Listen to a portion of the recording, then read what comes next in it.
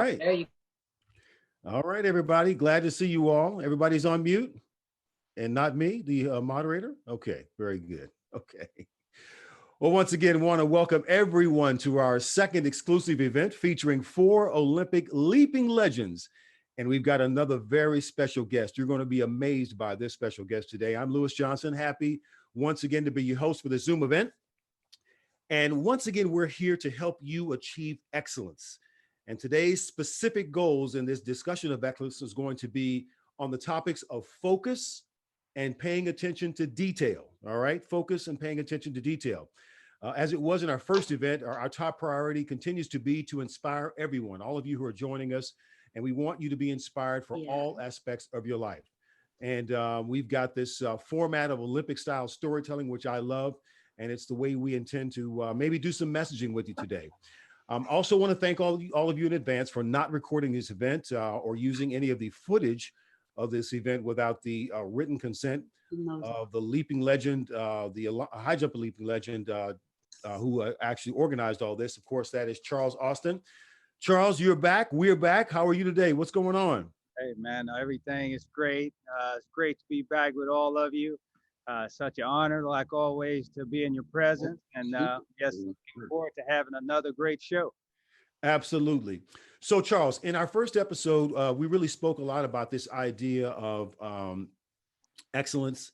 And we wanted to remind everybody about how they could just really try to be that in their lives. And right now, with us still dealing with the pandemic, all the issues going on, you know, this is a way for us to get together and be inspired. Just kind of remind everybody when this idea hit you and why you thought it was something that was important for right now. Well, it's an idea that came to me a couple of months back. And I just thought we should create a platform where we can tell our stories and help motivate others to achieve their excellence and success they want in their lives. And so I just call everyone, Jackie, Kenny, Bob, yourself, and it's a great team, and we all have, been together for a number of years. There's a lot of respect for all of you, and I can't think of any better teammates to have such a platform. Yeah, I would agree. I look at this screen and I think I look at all the legends here and everything that everyone has done over their careers. And then in their lives, they continue to not just lean on your laurels or what you did before, but try to pay it forward. That's what I respect about everybody that's on this group today. And so with that, for those of you who weren't with us for our first one, we had a pretty detailed and involved introduction, but I'm going to kind of do a little recap of that because I want to remind you of what some of these incredible athletes have done on in their lives. So I'm going to share this screen and hopefully you all can see that. Can you see it, guys? Nope. Can you see it? Yes? No. All right. And so Jackie Joyner Kersey, she is a 4-time Olympian, 2-time heptathlon Olympic gold medalist, and the Olympic long jump champion. Look at that form. High knees, arms perfect. She still holds the Olympic record 32 years later and was voted by Sports Illustrated as the greatest female athlete of all time. The one and only Jackie Joyner Kersey, still looking like in perfect form there. And I bet, Jackie, if you got on that runway today, it would look pretty close to the same. I believe it would be. What a champion, what a class act, and that still stands today. So Jackie, it is great to have you as a part of this. Look at that emotion from that moment. She'll never forget it, and neither will we. Mr. Kenny Harrison. Well, this man is the Olympic triple jump champion, and that was from the Atlanta Games in 1996. On this jump, look at that power. He went 8 meters 9, 59 feet 4 1/4, boom, into the sand. And that was into a headwind, by the way. That jump, look at the eyes right there. That jump was for Olympic gold in the triple jump, and he still holds that Olympic record 24 years later. Incredible. Look at Jonathan Edwards. What just happened? Kenny Harrison just took the gold. That's what happened. What a moment. With class, and he's still the same way. Just incredible. Then there's Charles Austin, of course. Mr. Austin had one of the greatest jumps in Olympic history in the high jump. Here he is on the approach. Charles in 96 at the Atlanta Games. Final jump, and over the bar he goes at 7 feet 10 inches. That was for gold. Get the camera off of him because I'm not sure what he's saying right there. Right. And that record still stands 24 years later. I love the emotion of that moment. He is a world champion, still the American record holder, inventor of the total body board, and owner of So High Sports and Fitness Performance Center in San Marcos, where he is today. But that right there is another iconic Olympic moment. Charles Austin, final jump at the Atlanta Games, and that was for gold. Unbelievable. Got to see it one more time. I have no idea how he got up and over that bar. I've stood under 710, and when you look up at it, it seems impossible, but that's what Charles Austin did. In the moment, clutch gold. And then there's Bob Beeman, who delivered one of the most iconic moments in Olympic history. This was at the 1968 Mexico City Games. Beeman thinking before he takes his first steps. And then down the runway he goes with just a gazelle type of speed. And watch the elevation, and up he goes. And unbelievable, Bob Beeman is out there. You guys aren't seeing the video? No. Why didn't you tell me before now? God, no. We That's strong. Let's go. Bob Beeman. Unbelievable. All right. Well, we'll have to remember this one as one of the technical snafus of our event, but we'll have to get past it. We can come back and share it later. All right. Well, Bob Beeman just electrified the crowd with that jump, 29 feet, 2.5 inches, to become Olympic champion. And that was a moment that will stand forever. And we'll hold it right there. All right. So let's come back here. Can you guys see me? I can see. So you were seeing me the entire time? Entire time. Oh, I wish I had known. So I attempted to share the screen, and I'm assuming you did not see that. Well, I apologize for that mistake on my end. So anyway, these are moments that are just incredible, and we hope that you guys will have a chance to see that in a moment. Maybe I'll recue it, we'll see. But as we move forward, we also want to welcome Ron Husband, who made history himself by being the first African-American animator at Disney. And his history of making his way there is something we will always never forget. 1 second, and tell me if you see this now. Do you guys see that? There it is. Okay, listen to this.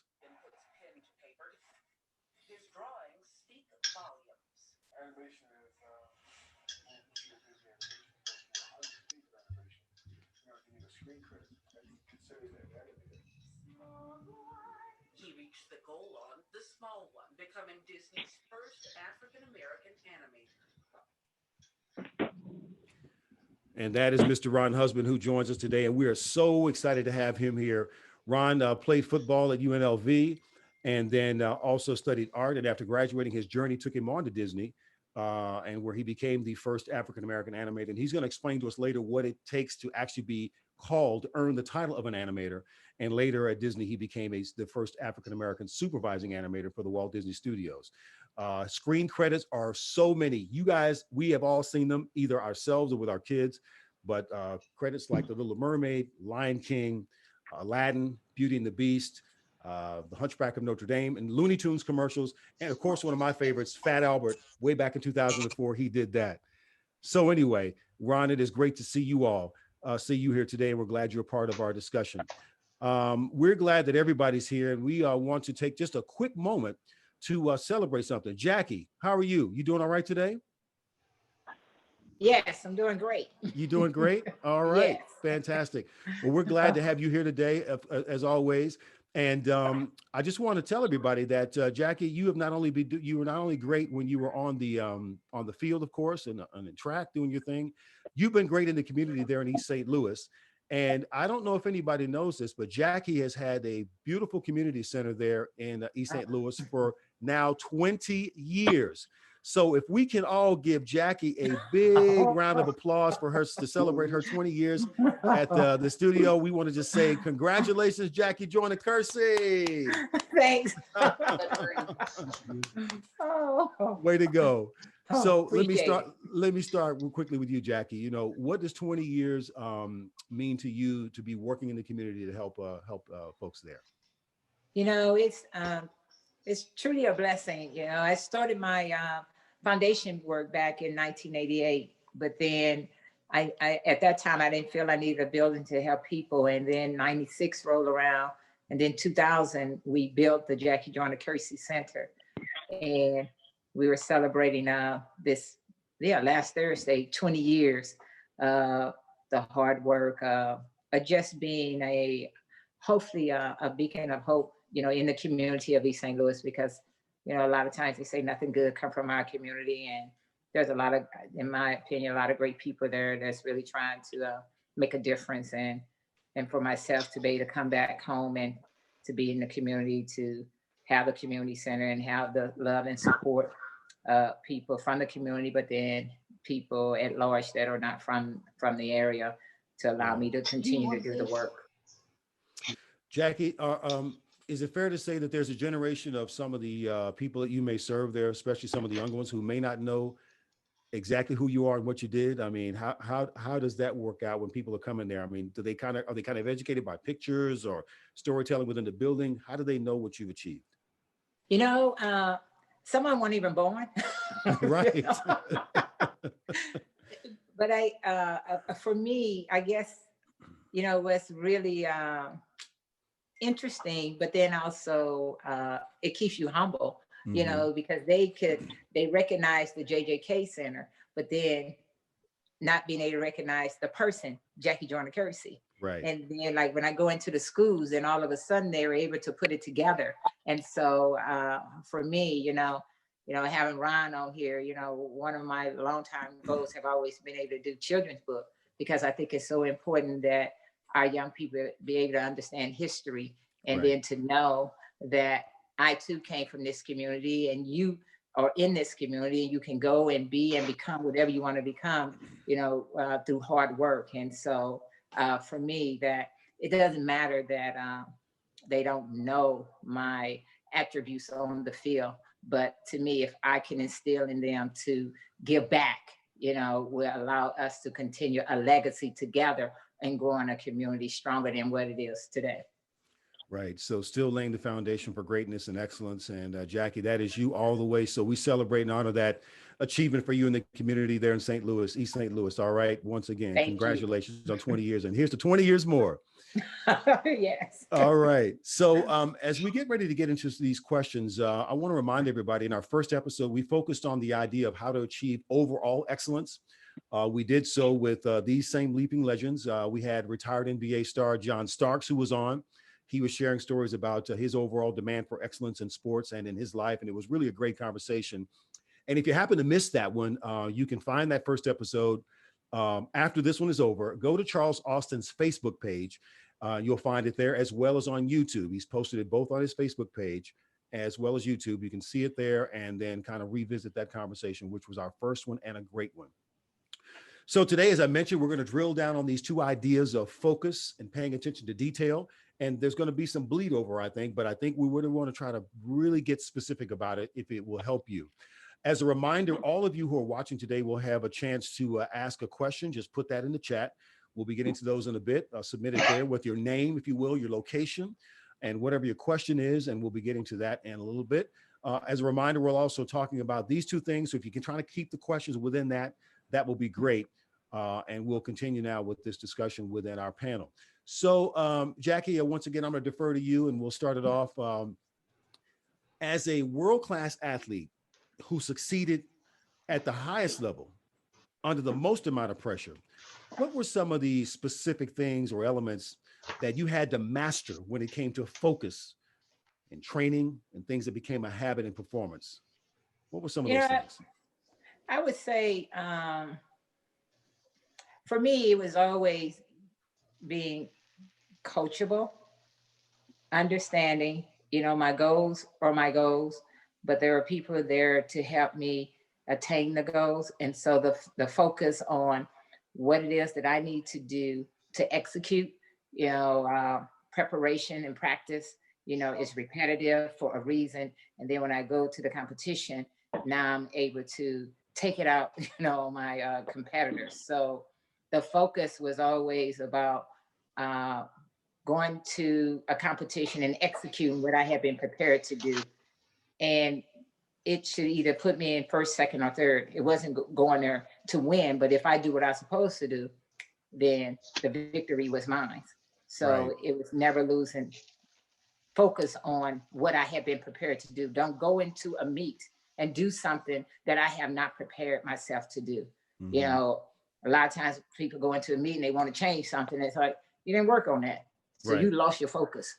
So focus on the performance, but then also focus on the mental and your environment, who you let in. Don't let the distraction, all of that you have to, for me, I have to keep in mind. Right. I got a kind of bit of a part B for you on this question too, because you have had to deal with asthma all your life, right? And I used to watch you as an athlete out there at all these major championships, and I don't know how you can predict when asthma is going to act up or not, or what the weather's going to be like, or like if you go to Eugene, you've got all these issues with pollen. Exactly. How did you? That's an unpredictable element, so to speak. How did you deal with that? So one of the things I've always believed in, focus on the things I can control and not worry about the things I cannot.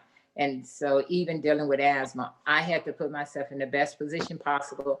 Through training, I knew there were certain foods that I could eat and I couldn't eat, certain foods that might trigger. And I had no control over the environment, but just to know that I did all the little things that could hopefully keep me from having an asthma attack. And it was scary at times because, I lived in denial, being stubborn and knowing I shouldn't eat peanuts, and I eat them anyway. Then I pay a price, So did you have an allergy to to peanuts or what? Yes. And you ate them anyway sometimes. Yeah, because on the airplane, sometimes, you're hungry and that's the only thing they would give you. So losing focus Yeah. had an impact on my Then you're performance. wheezing at the meat the next day. I got you. Exactly. Exactly. Okay. And then if you could just kind of look forward and say, how is those things, that idea about focus, how's it translated to life beyond sports, like with you running your foundation and other things like that? Oh, yeah. So, I think the parallelism for me is that I knew at the time when I was 18 years of age, I wanted to build a community center. And so from not knowing that it was going to take resources and money, but I knew that I would have to raise funds. Eventually I would learn that, but the focus never changed. And then to be able to start my foundation work 30 some years ago without a building, but the long-term goal was to have a building and then to celebrate 20 years opening in 2000. So the focus never changed. Right. I got you. We have somebody on the line. We are so glad you're all here, but you need to mute. Somebody's on the phone. If you can please mute yourself, that would be great. I think is that Jesse? No, I can reprint them, but I sent Please those mute to- yourself. We can hear all your conversations. Let you tell everybody what you just said. Thank you. Okay. There you go. All right.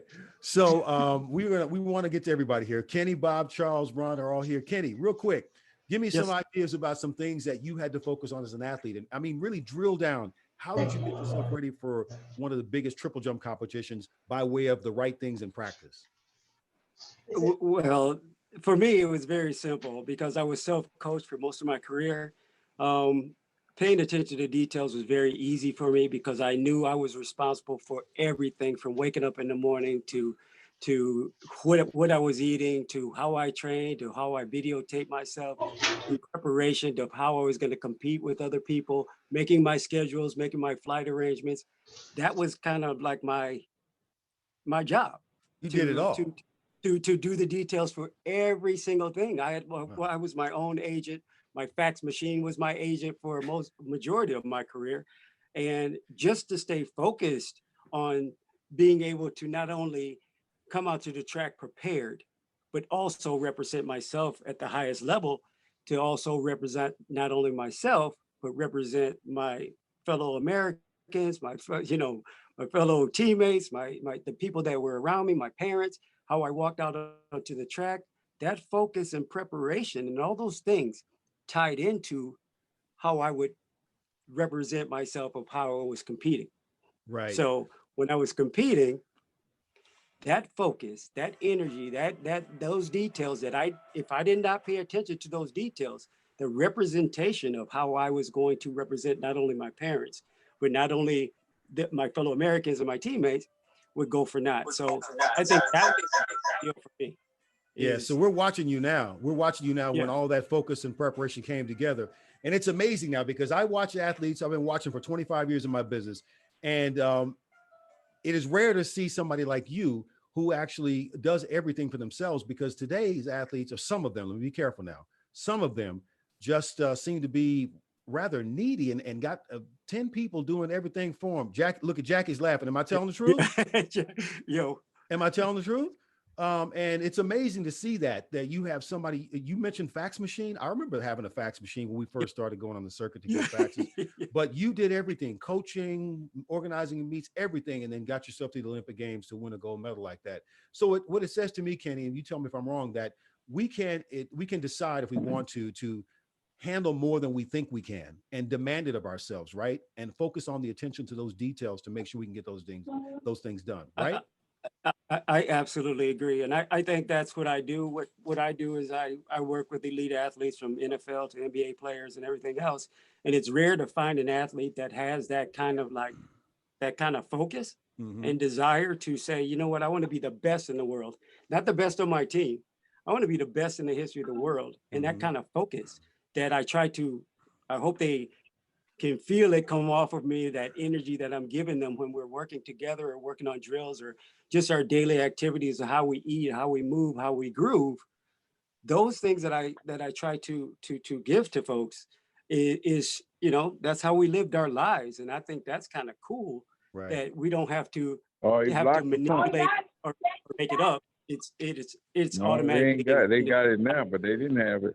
Well, I agree with you, Kenny. And Jesse's phone, you are becoming the unexpected star of this webcast. So if anybody knows who Jesse is, will you please call this person, text him, and ask them to please mute their phone? Thank you so much. Thank you. Please mute your phone, Jesse. Thank you. Thank you so much. We're going to keep moving, Kenny. That's great stuff. And let's go to Bob. You have seen the ultimate moment there at the games, but your life that you lived and prepared yourself going up to that prepared you for that. So what are some of the, what do you remember about Focus, Bob, back in the day when you were getting ready to go to those 68 games? Well, first of all, I want to congratulate Jackie again for your talent off the track. That makes you a very special person. And I wish the world would focus on those things, that you're not noticeable, but you have that talent to reach out to many youngsters. As you said, some of them weren't even born, and so I just take my hat off to you. You know, I love you, girl. You are fantastic. Thank you, Bob. Let me just go to two quick things. One, I had to go and talk about what was my plan, and I'm going to talk about the Olympics, where I had to become focused on that. And one of the things that was said was, Bob, what is the plan? Well, the plan was to make sure that I could focus on the problems that I had in long jumping. And one of the things that was really prevalent in mine that was really terrible was the fact that I didn't have enough speed. And so what I did was I started to work out with Tommy Smith, John Carlos, and all those guys. And at the end, my speed was so unbelievable that in the preliminaries, I was moving so fast that I fouled 2 jumps. Now, here's where the focus comes in. First of all, my teammate Ralph Boston said, forget about the other 2 jumps. Let's focus on moving your measurement back 2 feet, and I want you to relax and enjoy it. And so I moved back 2 feet. On this jump here, you move back 2 feet? No, this is on the preliminaries. The Okay, preliminaries, one more jump to make the finals. I And got you. so here's where it comes in to being focused. You got to focus and you've got to be calm with yourself. And so as I took off down the runway, I started to feel very comfortable. I didn't get away from all the things that I had to do as I would strike the board and, and go into the air. It was where and my horizontal was unbelievable. And I can tell you that it was so compatible while I was in the air that it was unbelievable. And so again, focus, I had to focus on one thing, was to be calm and not change anything, but just have the same attitude and feel good about getting a jump off. And so I made it on the last jump. And so that is what you call intense focus. You had to make it, I had to make it on the last jump.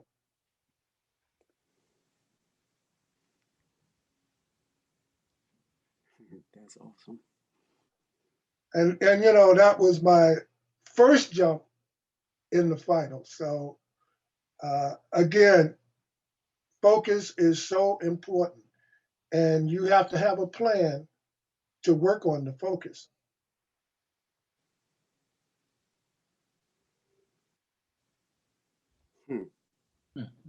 Hey, Bob, that was your first jump? First jump. Yeah, in the finals, yes. Okay, hold on, man. That's what I'm talking Put it on about. them.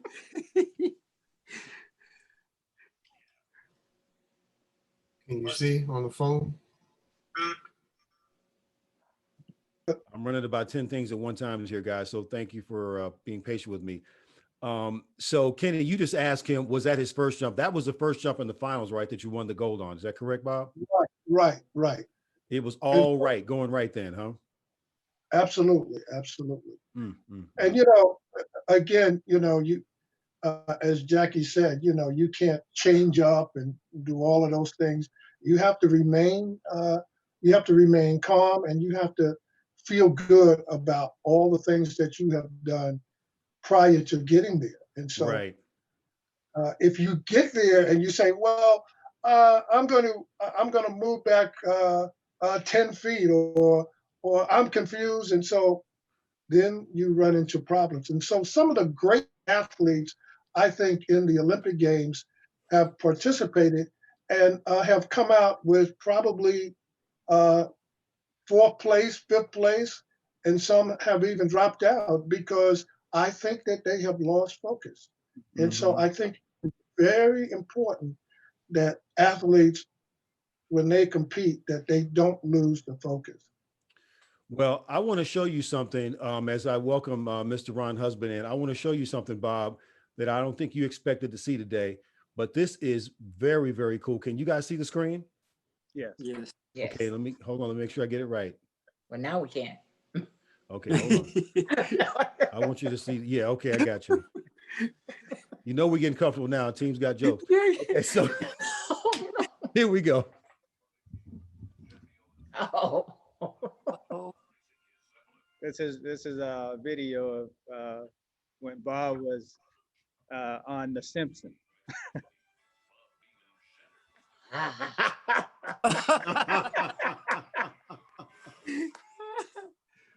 Is that not great or what?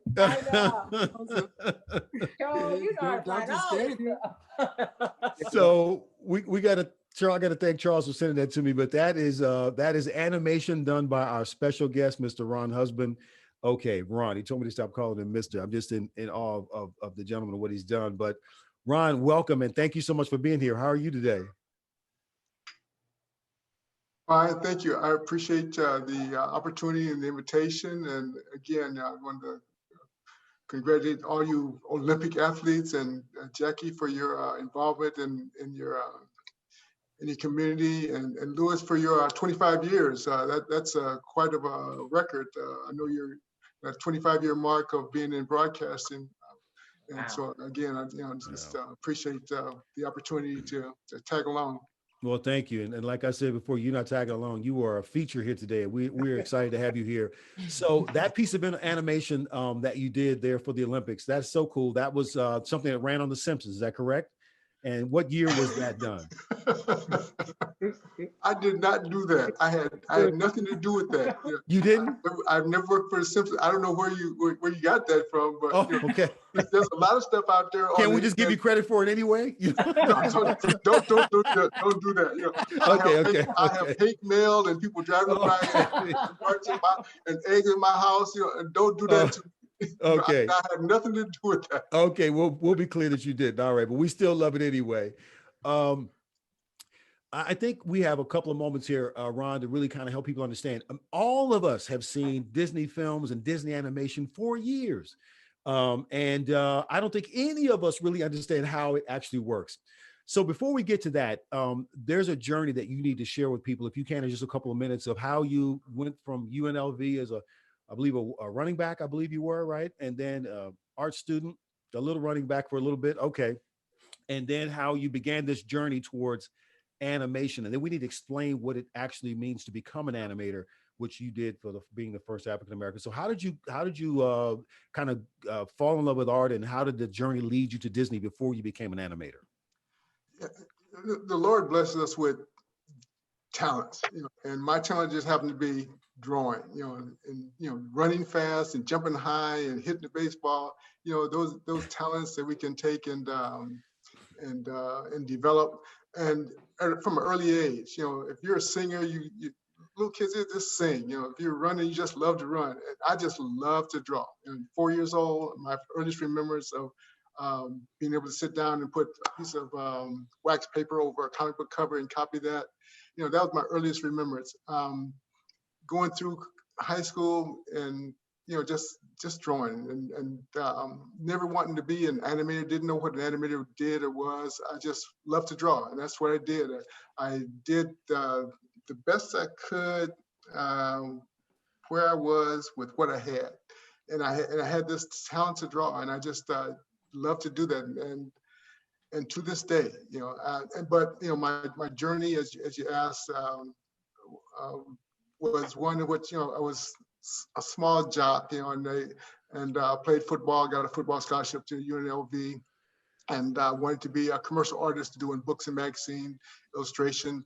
And but I was from Southern California, about 40 miles out of Los Angeles and San Dimas, and coming back to Southern California, a wife and 2 kids at the time, and literally wanting a job to take care of my family, and taking a job doing block diagrams and flow charts, and not anything very creative. And I said, if I want to be around creative, I want something creative, I have to be around creative people. Mm-hmm. And I took a class at an art school at night, and instructor at the class told us about a program at Disney that was bringing in artists from all over the world to see if they could grasp the concept of animation, squash, stretch, timing, things that are storytelling, gags, what's funny, what's not funny, just acting, period. And so they looked at my portfolio, which was geared towards illustration, and said, well, Ron, that's okay, but what we want to see is quick sketches. And quick sketching is something that I had been doing since high school. My high school art teacher encouraged us to carry a sketchbook and do little, quick sketches. Mm-hmm. And I've been doing it. I didn't include that in any of my portfolio. And so when I was told that that's what I would need it to be accepted in the program, I went home, got a couple of sketchbooks and dropped them off at the guard gate at Disney Studios. And a couple of days later, they called and said that I could join the trainee program. And within the program, it's a lot more detailed than we have time to go into. But I went through the program, and my learning of animation took place my first day on the job. The first day on the job, you were already learning what it meant to be an animator by some of the other, you would call them legends in the business, correct? Yeah. in 1937, when they made Snow White, Frank Thomas, Ali Johnson, these names I'm throwing out to you. If I said Captain Hook and Bambi and Pinocchio, I know those characters. Well, the people who worked on those, they were still animating in 1975 when I went to the studio, but they never had anybody behind them to take over when they retired. And so these older men, in order to take advantage of their knowledge of animation, to be able to pass on to the younger generation, then that's what they were doing. So I had the opportunity to do in-betweens for work with some of the greats as they passed on their knowledge of animation to the younger generation, to be able to carry on the tradition of premiere animation that they had started some 40 years before. Wow, that is something. So as you did that, to become an actual, as you explained it to me, to become an actual animator at the Disney studio, you had to actually produce 100, what? 100 feet of animation on a particular feature that you're working on. Okay. The concept of animation is there's 24 individual drawings per second. Say 24 drawings per second. 24 individual drawings per second. And run through a projector. It gives the illusion of movement, but all they are actual individual drawings, which is no different. Tell them we said hello. It always happens, Ron. No worries. Live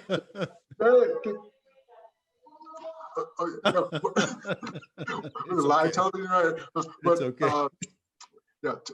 If you freeze frame, say Star Wars or any live action, it's just a series of photographs. Right. And those photographs run through a projector or machine, gives the illusion of movement. And so it's no different between in animation, is that you're given the illusion of movement, but they're just individual drawings. And there's 24 individual drawings per second of screen time. And how many seconds might there be in 100 feet of animation then? I think it's like 3 minutes. 3 minutes? Yeah, and 3 minutes doesn't seem like very long, but when you start to think about how much you can do and how much storytelling, how much you can accomplish in 3 minutes, that's a long time. And I mean that's just the bare requirements of just like trying to make the Olympics. You have a bare minimum you got to do, in order to qualify for the Olympics, right? Right. And so in order to be an animator, there's a bare limit that you got to qualify, and then you keep going from there. Right. So in our discussion today about focus and paying attention to detail, my goodness, there is nothing but detail and focus in that. So you are under the tutelage of these legendary animators, and you want to one day become an animator, but you have to create 100 feet of animation yourself on a feature film that they assign you to. So once you accomplish that and you were approved, then you were a Disney animator, which made you the first African-American Disney animator. Is that correct?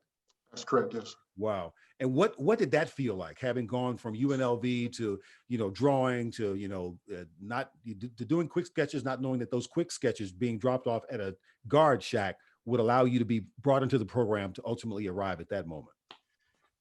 I thought there would be a tremendous amount of elation, and I'd be sitting at the table drawing, and the production manager would walk in and say, "Ron, you've been promoted to an animator." But at the time, I was going through a sickness. I had a brain tumor. Wow. It's a brain cyst, and was causing me to lose my equilibrium and slurred speech, and I was just literally dying on the vine, and doctors weren't able to run this down very quickly. And finally, I was sent to a neurosurgeon who, don't go home, go straight to the hospital, check yourself in. I'll be there in a minute. But I had this cyst on the back of my brain that had been growing. I have no idea how it got there, but I told my wife that I'd probably die on the operating table. But if the operation was a success, I'd be paralyzed from the neck down, from the waist down. Oh. And that was the time that I was promoted to an animator. And so you're thinking that you get a phone call and said you'd be all this elation. I'm sitting there, I'm just about wilting on the vine, Right. But going through that, things worked out. Lord had other plans for me, and so I'm up and running. That was in 1978. So that experience sort of bittersweet, to get the information, but under the circumstances. But it turned out okay. I would say it did. And for those listening today, I mean, there's an element of your story that we had no idea about. That is incredible that in the midst of this excitement, you had this wonder if you were going to be alive or not. So for everyone listening today, as we go through all these challenges and journeys, and some of them are so very personal that you never tell other folks about, maybe close family, just maybe hang on to the idea that if you want to use a little bit of faith or whatever it may be that works for you, it's possible the same things could work out, that we just have to somehow have to hold on to a greater, a bigger dream for our lives. Is that right? All the athletes here have been through injuries and situations, and there you are at the moment of a breakthrough, the first African-American Disney animator, and now you're wondering if you're going to stay alive or not. And thankfully you did. And again, it's a great testament to the power of the human spirit, and I think the power of faith for sure.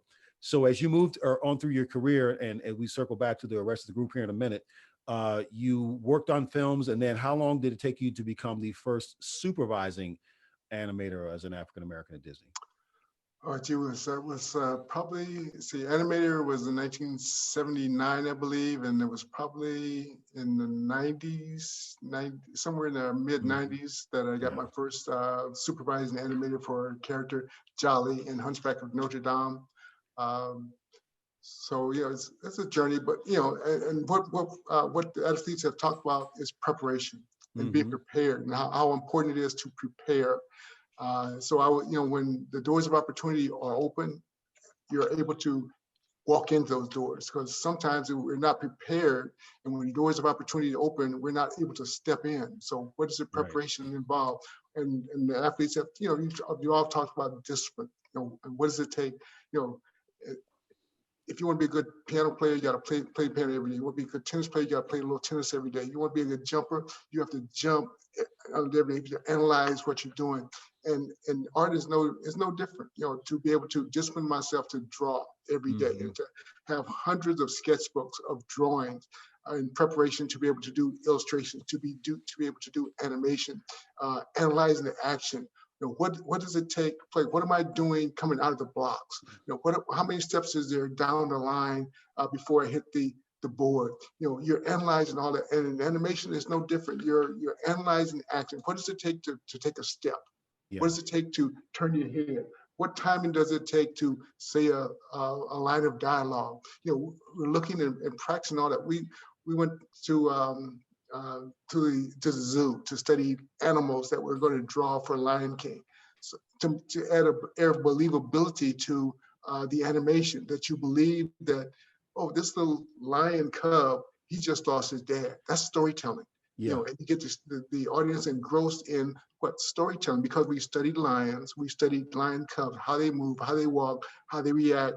And so now we can take and add a personality to that, to where now the audience forgets the fact that Simba is a little lion cub, and we say a little boy who just lost his dad. And he's out there going, Dad, Dad. And you feel that emotion. And it's just drawing pictures. But that's the power of being able to communicate through drawn pictures. Wow. I will never look at animation the same again. You have taken us inside. That is incredible. And I so believe what you just said to multiple things. But I think that whatever success is, it's like the intersection, guys, maybe y'all agree, it's the intersection between preparation and the opportunity. So everybody listening, just keep getting prepared for what it is you want to do. You don't know when it's coming, how it's coming, through who, through where, what have you. The timing may be one thing in your mind, but it may be somewhere else on another sheet of paper. But just keep getting prepared for those opportunities. And when they come, that's when success can happen. Ron, that is awesome. Let me circle back to Charles. And then let's open these mics up and everybody chat. We need to take some questions here in a minute. But Charles, when you think about this idea of taking what you've learned and the experiences you've had and pouring them into something else, you've done the same thing with your gym there, with the total body board. Kind of give us just a couple of quick nuggets on how you've parlayed your moments in your career that you've achieved to then achieve in other areas. Well, with focus and detail.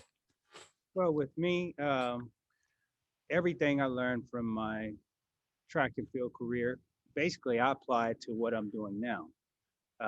Back to what we were talking about, focus. You had mentioned about that jump at the Olympics. Well, what happened there is I missed the first jump at 7.9 1/4. And then Particle came back his second jump and just produced this unbelievable jump. And I wanted, instead of focusing on just clearing the bar, I wanted to make my jump just as big as his and end up missing. And so that's what happened. That's the reason I went to the next height and had that one jump remaining. And so after sitting there, I said, okay, you know, I got away from my plan. Yes. I lost my focus. So when I told them to pass, that I was passing the next height, that gave me an opportunity to get back in line, bring my focus back to what my goal was, and that was winning. And so I sat there. I knew I was prepared to do whatever I needed to do to win, but if I didn't stay within my game plan, stay within my focus, it wasn't going to happen. So that last jump, all that was is regaining my focus and putting things together. And like Jackie was saying, applying the things that I had trained my body to do. So with that saying, when I opened my gym, when I invented the total body board, it was the same mindset. Pay attention to those small details, you know, the things that I can control, and try to produce something amazing. And so going into it, I pull out my sketch pad before I opened my gym, and I drew my gym out just like I envisioned seeing it. And once I went into the process, everything just fell into place. I hired, you know, this individual who was good at this. I hired this individual who was good at laying down the foundation. So it's the same process. It's no different from what, like I say, what I did, and to have the success I did with my career, to, you know, building my gym and you know, inventing the total body board. And Charles, just to show everybody there, you've got the bar behind you. Just so you all know, the bar behind you is the exact bar, if I'm not mistaken, that you jumped over at the 96 games that we just saw in the video that you won the gold on, correct? The bar and the standards? And yeah, set at Okay. Olympic record height. Right there. You, I don't know how you got those, but that is awesome. And then flanking you left and right is your total body board. Those are two examples of them. And so those are the units that you created, right? Yes, yes. Mm-hmm. Wow. That's incredible. And so you can actually inspire people when they walk in your gym. You know, you mention what you've done, they're the elements right there. Right. Mr. Beeman, do you have any sand from the pit from 68? I have any sand? Yeah. What do you have that you took away from that? I mean, I know you have the medal, but do you have any? Did you get the board, or do you have the sand? Anything? Right now, you know, after 52 years, I have memory. You have memories, okay. And that works too. That works too. Oh, God. I know Kenny has sand. Who? Kenny. Kenny, do you have sand? I have the sand still. It's okay. I have it. It's the Olympic record is 59 feet 4 1/4 inches. So it's in an hourglass, and it is 59 minutes 4 seconds. Wow. 40 seconds. So That's I cool. collected that after I made my Olympic jump, and I still have that to this day as a memento. Wow. Jackie, what do you have besides, you know, a locker full of medals? I mean, you got medals galore. I'm with Bob, memories. Memories. That is so great. I got to show y'all what I connect. Hold on a second.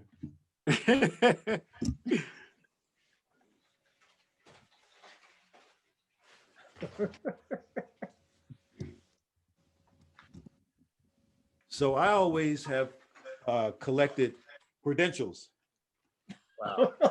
So I probably have 6 or 7 hooks of credentials like this that I have collected them all from my career, whether it be track and field or college basketball, college football, NBA playoffs and finals, Olympics, world championships. I mean, I must have hundreds and hundreds of credentials. That's kind of like my memories of keepsakes as they all hit the floor.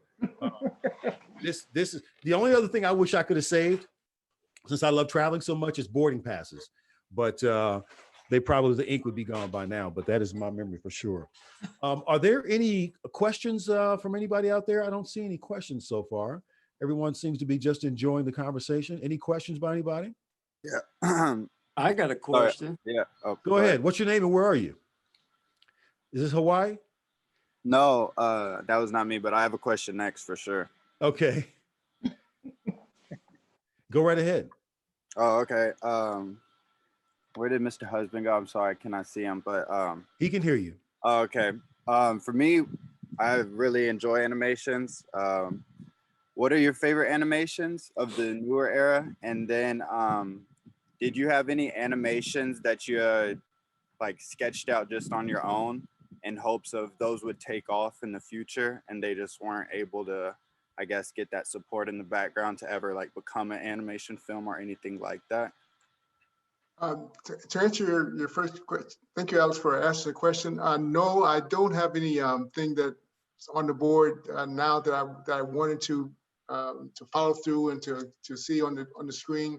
I'm just so busy doing workshops, seminars, teaching, and so when I left animation, I didn't leave art. I just changed lanes, and so I'm still doing something creative and trying to share with the younger generation. You talked about the things that have been being done lately. It's a choice that the studios are making to go more CGI rather than hand-drawn animation. But it's all about storytelling. So if the story is strong and really has heroes that you love to be heroes and villains that you hate, and just how the things that make up a good story. It doesn't matter the medium, live action, if you want to do it in animation, stop action, traditional animation. It's just a good story, because nobody wants to be bored by a dull book or going to see a dull movie or a dull TV program. You change channels. It's just the choice that's been made by studios to how they want to present the stories that they're telling. Yes, sir. Thank you. Yeah. Anybody else? Okay. I have a question. And state your name and where you are, please. Hi, Rachel McCoy. I'm in Texas, Austin, Texas. Coach Hello, Sue, Rachel. Sue All Humphrey right. is my coach. I high jump. Hi. So Go ahead. first I just want to say thanks to Charles for putting everybody together, especially thanks to Mr. Ron. I love animation. I grew up watching Disney movies with my dad, and that's what I hope to do when my high jump career comes to an end. So I just want to say thanks, guys, and I'll be honest. So I Rachel, forgot my question. here's what we have to do here. Ron, what are you doing in terms of inspiring up and coming animators, and where can they find you or get involved with the workshop? Well, I'm teaching classes, Mount Sac here in Southern California, as well as Art Center in Pasadena. Yes. And then I said I write a blog, ronhusband.blogspot.com, for more information. It's sort of an inside tour of animation and the process. And like I said, I'm doing workshop seminars. I was, before the coronavirus shut everything down, I was invited to several places, South Africa and Las Vegas and around. But that's sort of what I've been doing lately, is to share what my knowledge and my experience with the younger generation of artists, to try to inspire them to take the most of their potential. Perfect. So I remembered my question. Ironically, my family's from that area, but my question is to a younger artist trying to get into the business with not exactly the background in education, like the traditional degree. What advice would you give? Well, we talked about preparation, and you have to be prepared. And number one, to draw, and draw some more.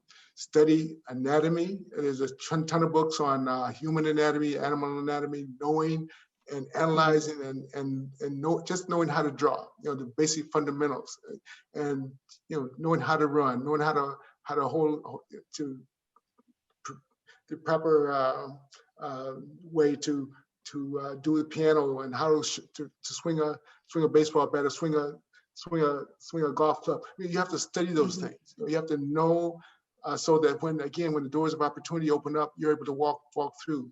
And they talk about setbacks. When life throws you a lemon, you say make lemonade, but you have to have something you have to have a pitcher, you have to have some water, you have to have some sugar, you have to have something to stir with. You have to have something when life throws you lemonade, so you can make some lemonade. So you can make when life throws you lemons, so you can make some lemonade. So there's going to be setbacks. There's going to be things there are going to be hurdles in your life that you have to overcome, but you have to be prepared to be able to overcome those things. And schooling is one of the solid foundations to be able to handle difficulties when they come your way, because difficulties will come in everybody's life, but how we handle them are going to be a testament of what preparation you have.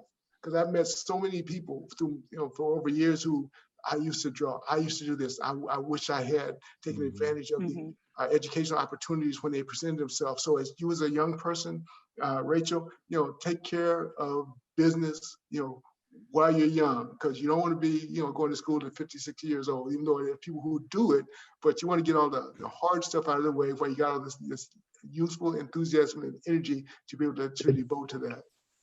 Okay. Well, thank you. You got that, I Rachel. appreciate Good stuff. That was great. Excellent. Well, thank you for being with us, and we wish you the best. Okay, just keep. Thank you, guys. Like you said, keep drawing. Absolutely. Anybody else have a good question? Hey, question here. John Salters from Belfast, Northern Ireland. Hello, Belfast, Northern Ireland. Welcome. What's your question? Just asking the guys around the table, was there ever a time when personal rivalries affected your focus?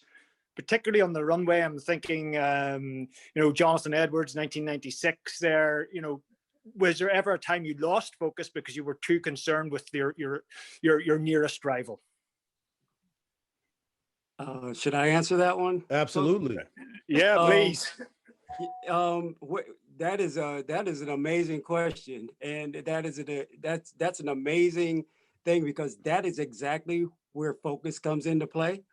And to know that the world record holder is your competition, and you're the second furthest jumper in history at the time, and the world record holder is coming to your town, to be able to focus for that one moment, to just know only what you're capable of doing and what you come out there to do.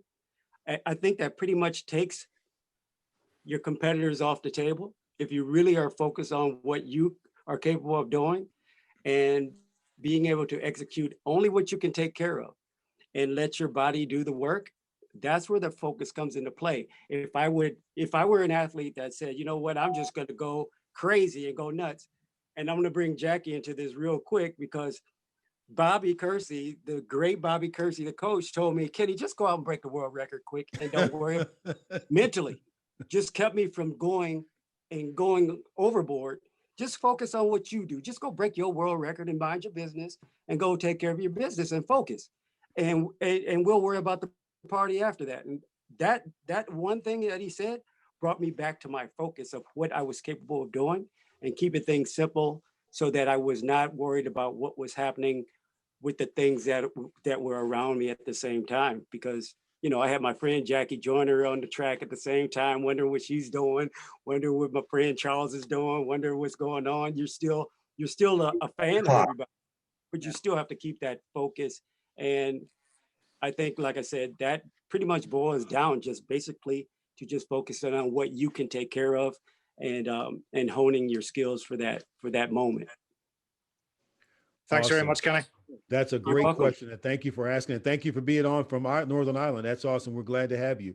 I've got a question here that was sent to us, and I'm going to give this one to Mr. Beeman, because maybe you can relate to it a bit, even though the times are different. You still were going through some challenges socially here in America as you were there at the games competing.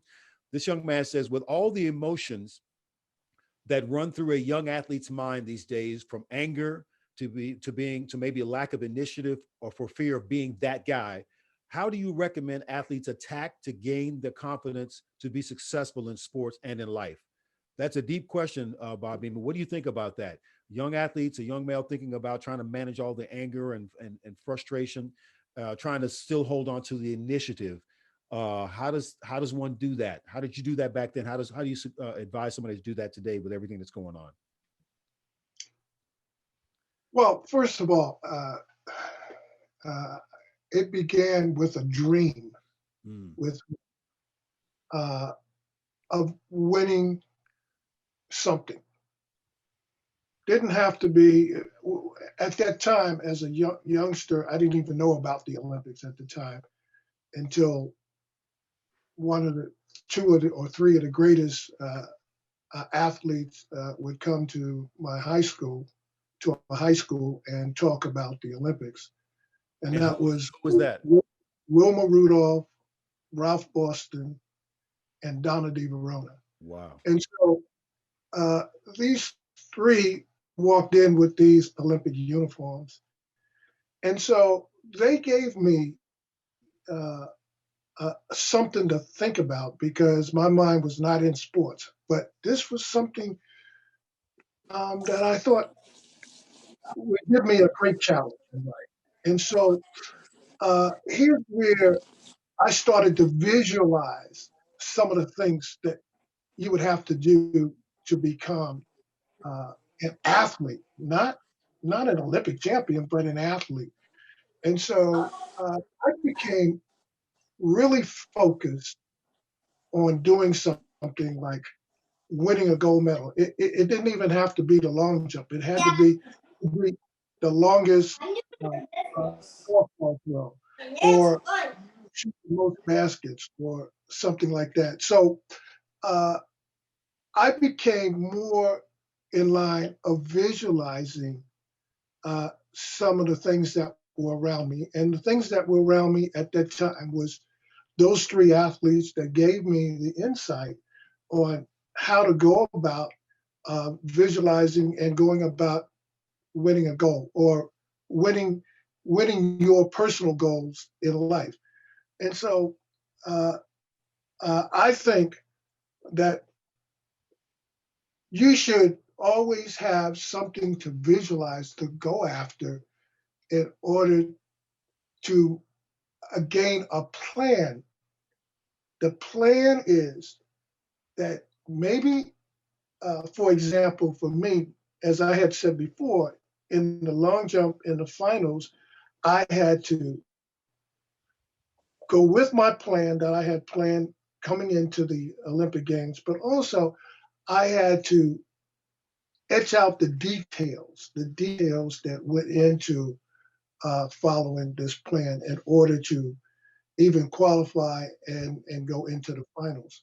So I think that it is the motivation around you. You have to feel good about oneself. You have to be dedicated to whatever your goal is that you want to go out to. It doesn't necessarily have to be track and field. It could be basketball. It could be being a doctor. It could be a lawyer. Whatever you want to be, you have to kind of, and you have to want to do it. You have to believe in yourself. You have to, all of these things are so important. It is, you put this in a pot and you stir it all together, and you will come out with something, I believe, that will be very successful in oneself. So I think that if you follow those thoughts, I think that it will be a great way of meeting your goals that you are going after. Bob, I think that's a perfect answer. Lonnie, I hope that answer helps you as you pursue what you're after. But I think for sure, there's never an easy time to do anything of value, right? Anything of value is going to have a cost to it. There's going to be a cost to it, whether you emotionally, physically, whatever it may be. So if you're willing to pay that cost, and you're willing, as Bob said, to identify a dream and move toward that, whether the world seems to be perfect or we're in a pandemic, keep moving forward, keep working, keep the dream on paper up so you can see it.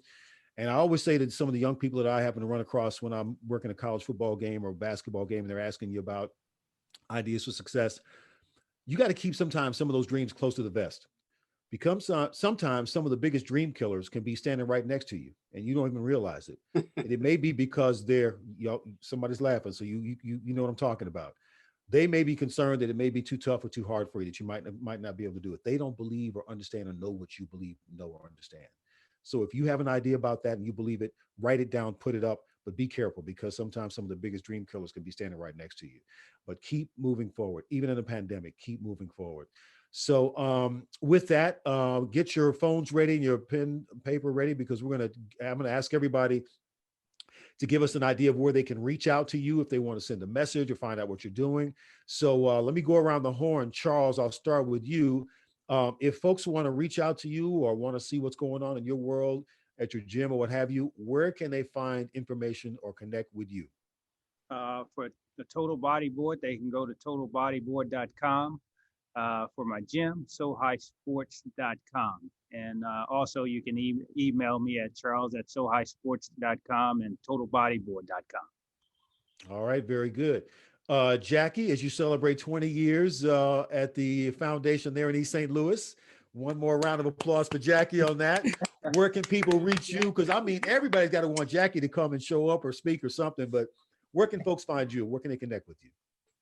To find out more information about my foundation, you can go to jjkfoundation.org, and we have a contact list there. But if you want to reach out to me personally, you go to jjksmile, SMILE, at AOL.com.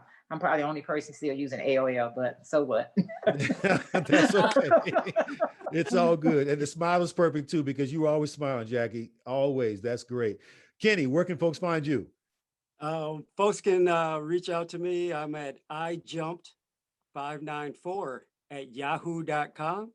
That is IJUMPED 594 at yahoo.com, or kenny.harrison at olympian.org.